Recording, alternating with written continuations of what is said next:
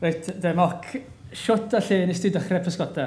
Wel, fi ys i'n ffodus cael nwyn i fyny yn Rhegaron, Gwynfyd ei bysgotwr, a doedd afon Brenig a hanner canllath o'r tŷ. Ac o'n i, o 5 oed mlaen, o'n i'n bracsu yn yr afon bytha hefyd. Ac o'n i'n lwcus oedd Dai Lewis, un o'r pysgotwyr gorau erioed. Meddyliwch am foment bod e'n gallu codi teulu o 8 o blant ar beth oedd yn ddal o'r teifi. Dyn nhw'n denu ar y cythrel pe pan nhw'n gorfod wneud yn ei heddi. Ac wrth gwrs gan bod yna, o'n i'n dilyn yn ei lwybrau fe. Ac o'n i'n mynd i'r Brenig yn llawn o bysgod ac wedyn, erbyn bod fi yn yr ysgol, yn y county school, o'n i wedi graddio i mynd lawr i'r teifi. Ac rhywun i sy'n dechrau pysgota, mae'n bwysig bod chi'n gallu cael rhywle yn agos i'r gatre, fel bod chi'n gallu mynd a cydiwch yn ffon un o'r boes yr experts a dilynwch a newch be mae fe'n neud.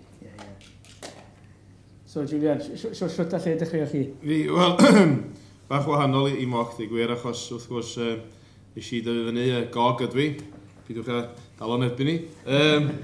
Tyfu fyny ar Ynys Môn. Ac cymryd pysgota fyny, seithio ddyn nhw'n licio byddwn ni tiar 11-12 oed yma. A wedyn oedd yna 2 ffrind i fyny yr ysgol. Arthur Humphreys ac Elfyn Jones. Ac oedden nhw'n mynd i pysgota. A dyma nhw'n perswadio fi i fynd. Dwi'n cofio oedden ni'n Form 3 ar y pryd. Dwi'n gwybod be maen nhw'n alw yn ysgol rwan.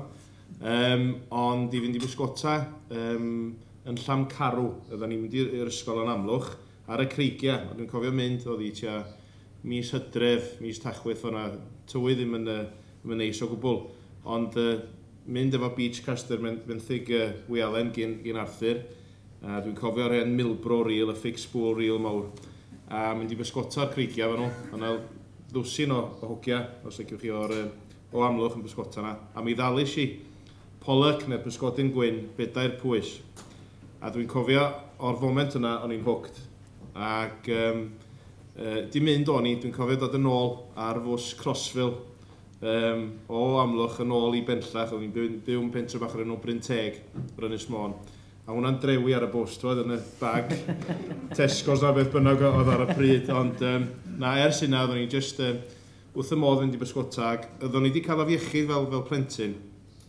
A dwi'n cofio'r specialist yn yr hen CNA, ysbyty, yn deitha fi, bod awyr y môr yn beth da iawn at yr ysgyfaint, o'r bronchital asthma oedd gen i.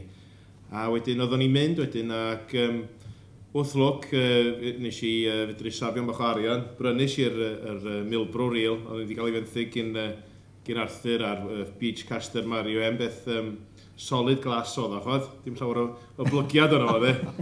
Ac wedyn mae'r diddordeb yn tyfu o fanna, nes i aelod a clwbia, a nes i'n aelod o tua 4 clwb mae'n siŵr ar Ynys Môn ar y pryd, clwb Llanfair, a Bas yn Bangor, ABC, so oedd addysgiad mawr i fi, i ddod i nabod pobl ac cael help gynnyn nhw hefyd, fel plentyn. So dyna sut nes i ddechrau y diwrnod yna yn Llamcarw yn dal y Pollock 4 pwys yma. Mae profiad o pysgotwyr eraill yn help mawr yn dweud, na'r unig ffordd allan ni ddysgu. Ond, siwt byddai rhywun yn gallu dechrau pysgota? Dweud enghraifft bod plant gyda nhw a bod plant yn dangos diddordeb brwysydd pysgota. Siwt allan nhw dechrau? Wel, mae pysgota yn beth, os oeddech chi sy'n wneud yn iawn yw 1 i 1. Nawr mae'n dda, a rhaid ddangos i chi nawr, i chi'n gwybod, oeddi hwn yn gweithio? Wel, mae'n nawr te. Mae rhywbeth yn digwydd. Nawr te. Wel, nawr, reit, wel, nawr te. Mae thyroid, a dyna le mae hwnna. Mae'r peth nid yn unig bod yn rhoi amgyffred o chi'n gwybod o daflu plien, ond mae yn cael i dderbyn dŵr, chi'n gwybod, a dod a parchu afon.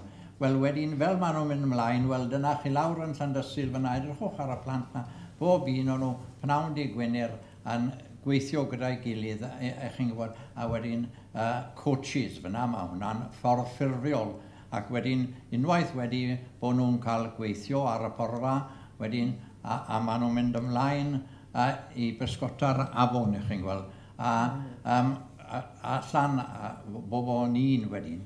Ac unwaith wedyn, wrth gwrs, ar ddiwedd y gan yw, dyna chi ddau wedi dechrau'n gynnar, Cliff Harvey fan hyn o Ynys y Bwl, Matthew Crossman ar Afon Teifi. A ydych chi'n gwybod, pencampwr y byd ar ail fyna.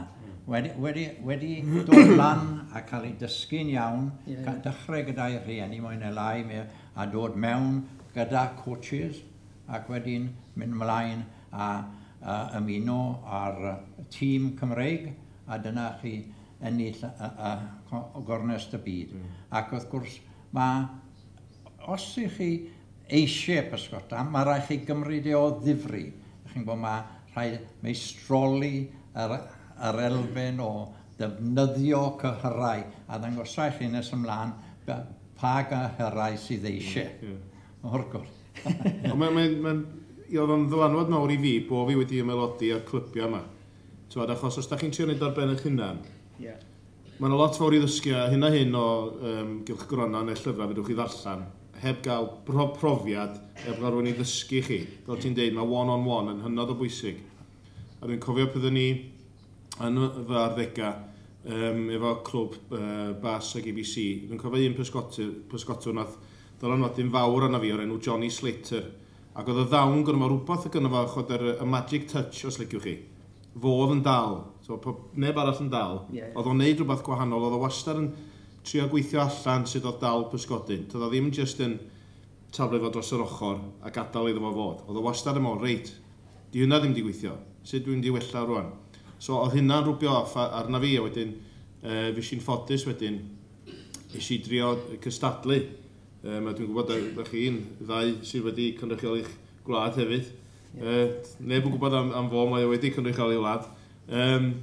A wedyn eisiau drwad wedyn i trio qualifio i bysgota dros Gymru. Ac oedden ni'n 15 ar y pryd. Ac oedd hynna'n brofiad gwych. Ac y diweddglo oedd bysgota'n yr 4 gwlad oedd i lawr ym Mhlymouth yn erbyn yr Saeson a'r Albanwyr a'r Gwyddelod. A Johnny Slater, dwi'n cofio, oedd team manager oedd Robbie Roberts, ond oedd Johnny fodd y pysgota'r gorau, oedd pawb yn ofn pysgota'n erbyn Johnny. So oedd dylanwad pysgotwr profiadol fel hynna'n bwysig iawn arna fi. Wel, o'n i'n Tregaron, mae clwb eithriadol o dda yn Tregaron, un clos, a oedd y bechgyn, a oedd, dwi'n cofio un, a doneddi ddim yn deall llawer, eich chi'n gwybod, a doedd y Parkinson's disease arno fe, eich chi'n gwybod, ac yn ddrwg, ac oedd sgwrs, o'n i'n credu bod e'n crynu y rod, eich chi'n gweld, a o'n i'n neud rhywun peth, a copio, ond oedd e'n bysgotwr bendigedig, painful o'n i'n halw, a gos o'ch chi'n gofyn, Hawaii o dau, painful.